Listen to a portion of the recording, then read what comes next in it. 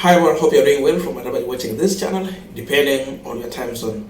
Now, some time back when Uhuru was still the president, I think he was just remaining with around 1 year or 2 years there. There are some laws that were coming to the National Assembly, maybe for amendment and all that kind of things. Some of these laws Ruto was not comfortable with. And there are some ones Ruto used to rebuke Uhuru Kenyatta when it comes to those kind of laws, when they were creating or trying to amend some. And when he talked about these laws, he was not only focusing on Uhuru Kenyatta only, he was also focusing on members of parliament who were going to pass those laws. And this is what he said: those who create the impunitive laws, passing the laws that oppresses the poor and denies them their right. The Bible is clear. Where will those people hide when the anger of Lord will come? That was William Ruto. Where will they hide? You are a member of parliament, you are passing a law that is oppressing the poor, that is denying the poor their rights. You are passing the impunitive laws. You are a president, you are pushing for laws that are meant to destroy the poor. Where will you hide when the anger of Lord will come? That was Ruto. It's better you listen to him when he was saying this. Kitabu ya Isaya 10 na mstari wa kwanza inasema, ole wenu mnaotunga sheria zisizo na haki, watu mnaopitisha sheria za kugandamiza, mnaonyima maskini haki zao. Hapo neno la Mungu linasema, nyinyi mnaofanya kazi hiyo mtajificha wapi adhabu ya Mungu ikikuja? Now, that was before Ruto became the president. He was just a deputy president. The question is, what is his position today when he's in these shoes of the president at State House?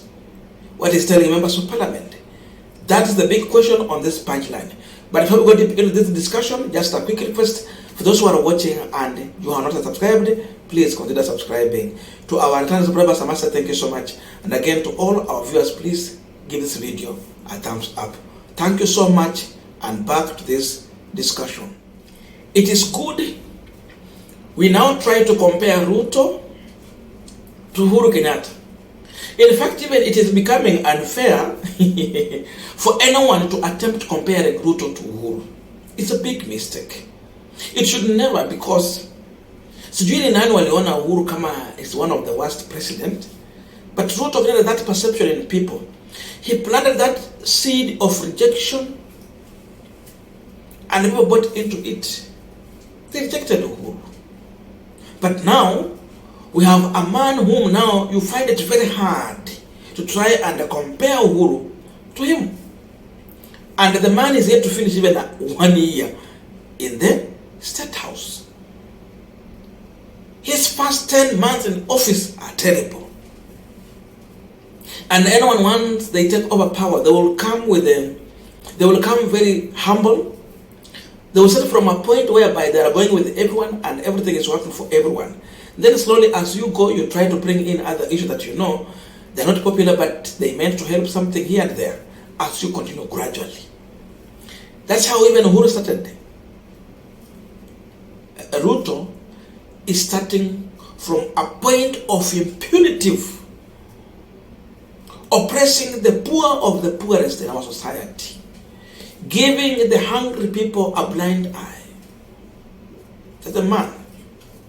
So the question is, if that was a message directed to Uhuru Kenyatta and members of parliament, what can we say about the 2023 financial bill that is being discussed in the National Assembly? We are talking about oppressing the poor. Between Uhuru and Ruto, Uhuru brought a financial bill suggesting 16%, but he was listening to the people, and the position was that that financial bill can oppress people. Then he took a U-turn and he gave it 8%. He reduced by half. Ruto has come with 16%. He is threatening everyone, members of parliament, and he is also even going to an extent of telling Kenyans, if you're not willing to pay taxes, hama Kenya. Uende Nigeria, uende Tanzania, uende Uganda, hama utafuta kwa kwenda. Look at that. So between ile bill ya Uhuru na ya Ruto, which one is impunitive? Ruto, when the anger of God will come, where will you be hiding? We are using the same word you used against Uhuru Kenyatta and against the members of parliament. Before members of parliament would make that very informed decision to go and vote yes for this bill, they should be listening to this statement from William Ruto and ask themselves one question. When the anger of the Lord will come, where will they be hiding? Watakuwa wapi? Wakati ghadhabu na hasira ya Mungu itakuja, watajificha wapi? He used Swahili. That's what it's saying. Watajificha wapi?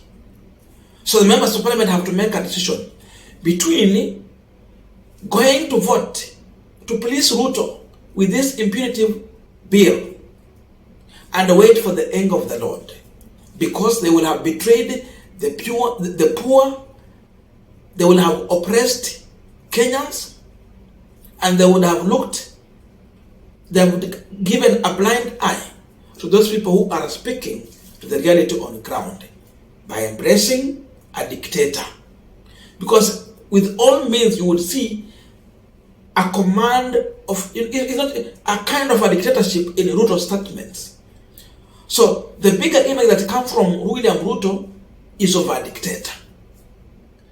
Because once you start using threat, it means you are forcing your way.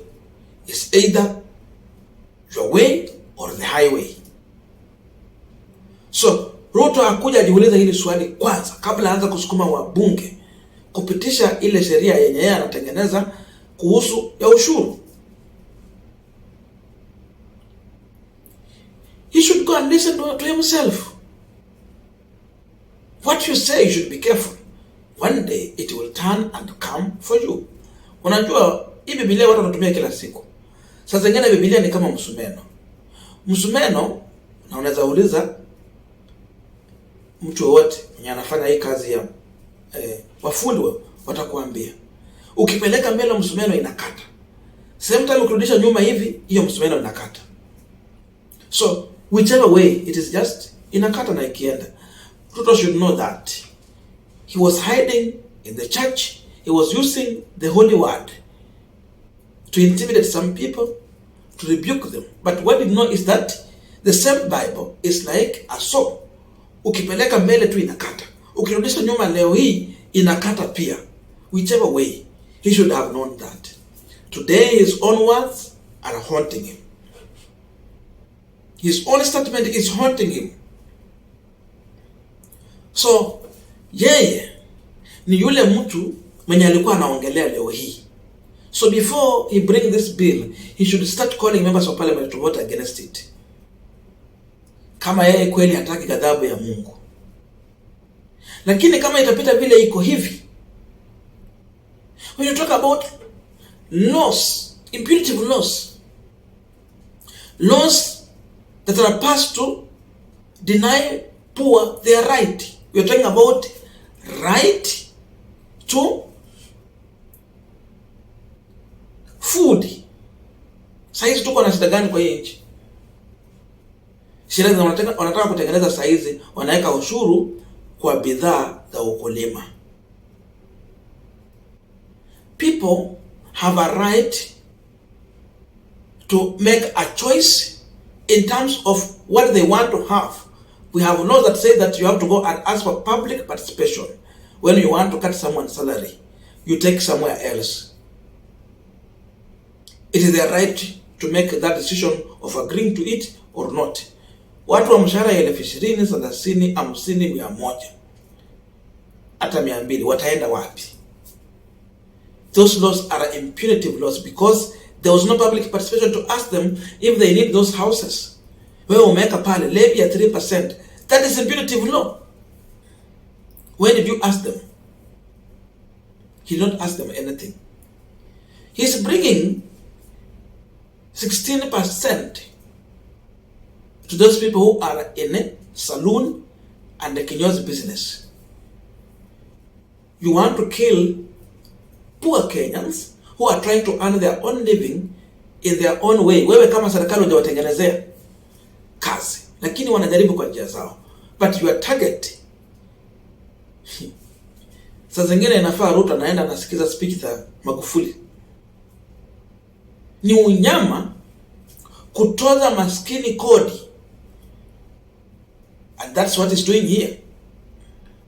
So he should listen to himself first before he come out and present his bill.